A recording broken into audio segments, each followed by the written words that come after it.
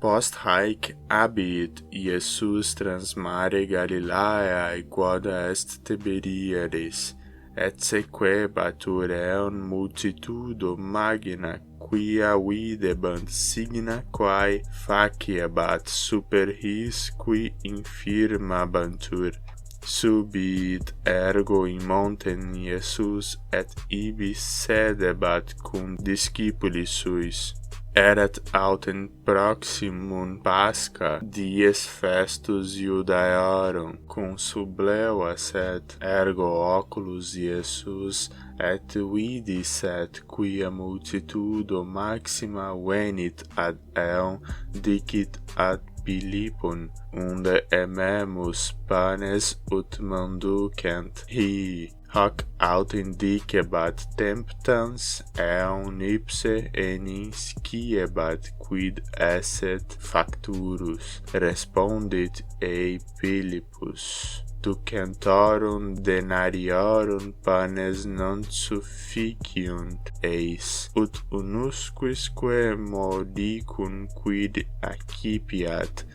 Dicit ei unus ex discipulis eius Andreas, frater Simonis Petri, est puer unus hic qui habet quinque panes hordiacius et duos pisces. Sed haec quid sunt inter tantos? Dixit ergo Iesus: facite homines discumbere. Erat autem faenum multum in loco, discubuerunt ergo viri numero quasi quinque milia. Accepit ergo panes Iesus, et cum gratias egis et distribuit discumbentibus, similiter et ex piscibus quantum volebant, ut autem impleti sunt. Dixit discipulis suis: colliget, quae superaverunt, fragmenta ne pereant. Collegerunt ergo et impleverunt duodecim confinos fragmentorum ex quinque panibus hordiaciis, quae superfuerunt his qui manducaverunt. Illi ergo homines cum vidissent, quod fecerat signum dicebant: quia hic est vere profeta, qui venturus est in mundum. Iesus ergo cum cognovis et quia venturi essent, ut raperent eum et facerent eum regem, fugit iterum in montem ipse solus, ut autem sero factum est. Descenderunt discipuli eius ad mare, et cum ascendissent navem, venerunt trans mare in Capernaum, et tenebrae iam factae erant, et non venerat ad eos Iesus. Mare autem vento magno flante exsurgebat, cum remigescent ergo quasi stadia viginte quinque aut triginta. Vident Iesum ambulantem super mare, et proximum navi fieri et timuerunt. Ille autem dicit eis: ego sum nolite timere. Voluerunt ergo accipere eum in navi, et statim fuit navis ad terram quam ibant.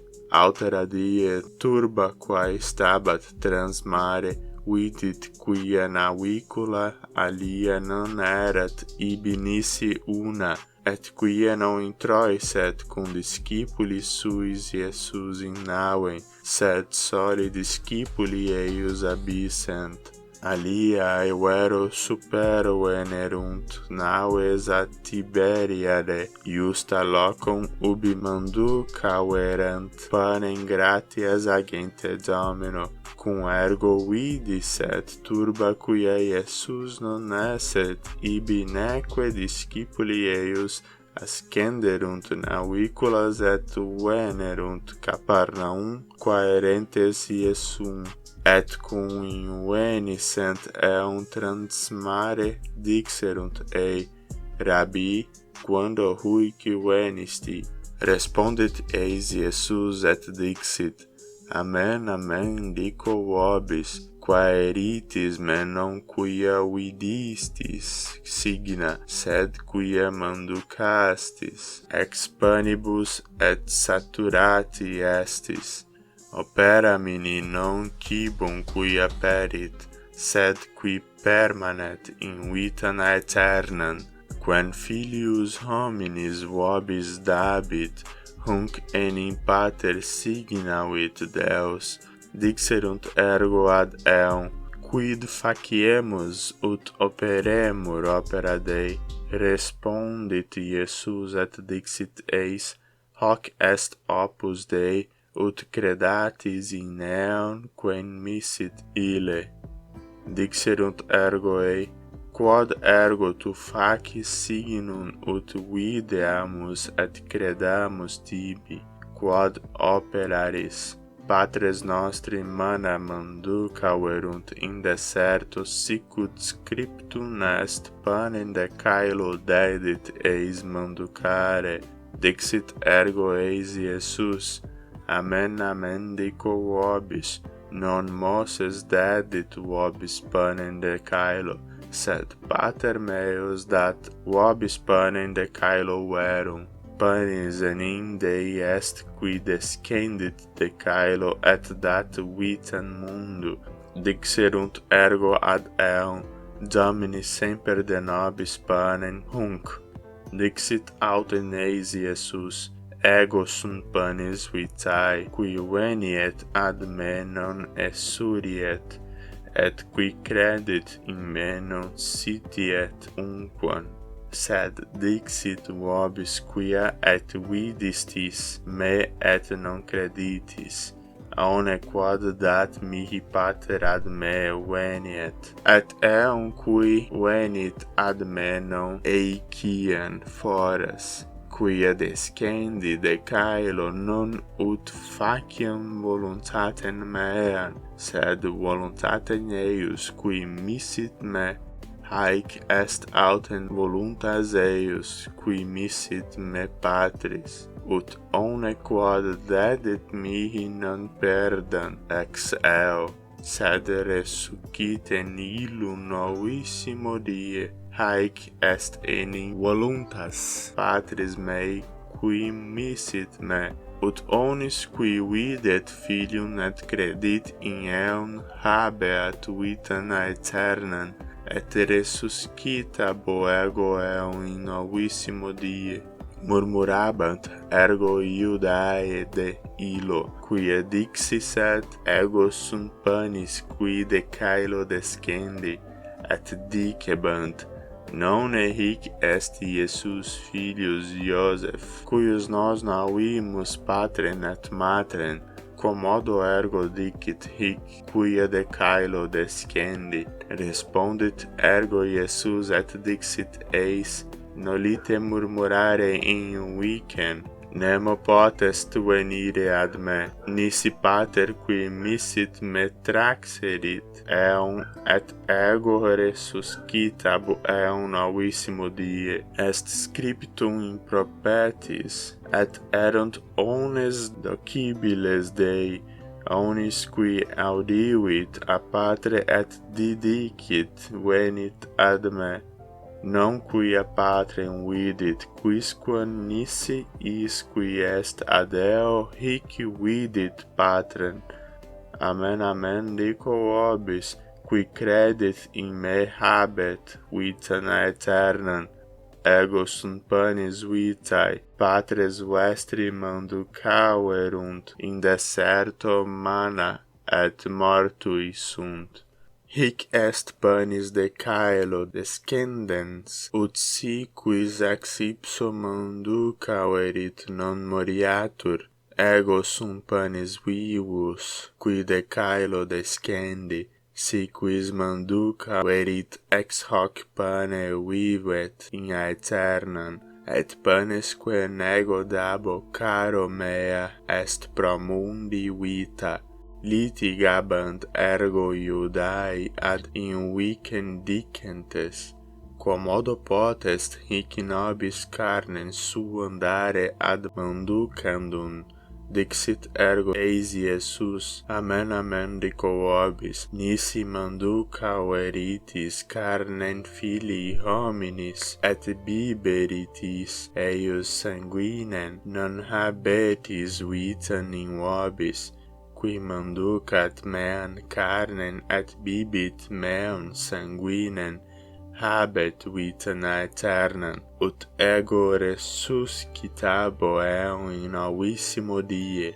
caro enim mea vere est cibus et sanguis meus vere est potus, qui manducat meam carnem et bibit meam sanguinem, in me manet et ego in illo, sicut missit me vivens pater et ego vivo propter patrem, et qui manducat me et ipse vivet propter me, hic est panis qui de caelo descendit, non sicut manducaverunt patres vestri manna et mortui sunt, qui manducat hunc panem vivet in aeternum, haec dixit in synagoga docens in Capernaum.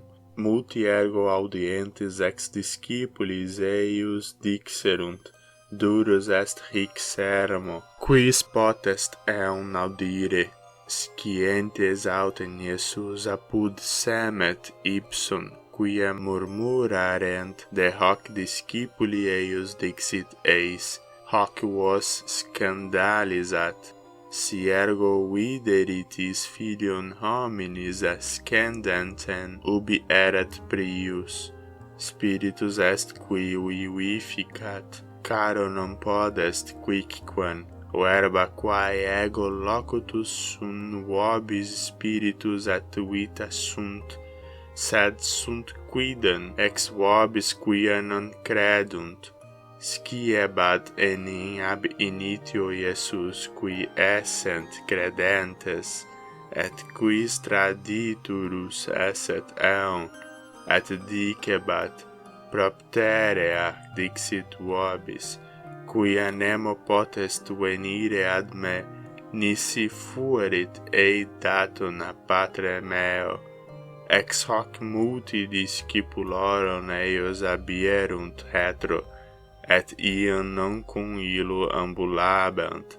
Dixit ergo Iesus ad duodecim, non quid et vos vultis abire? Respondit ergo ei Simon Petrus, Domine ad quenibimus, verba vitae aeternae habes, et nos credidimus et cognovimus quia tu es Christus filius Dei. Respondit eis Iesus, non ego vos duodecim eligit, et ex vobis unus diabolus est. Dicebat autem Iudam Simonis Cariotis, hic enim erat traditurus eum, cum nesset unus ex duodecim.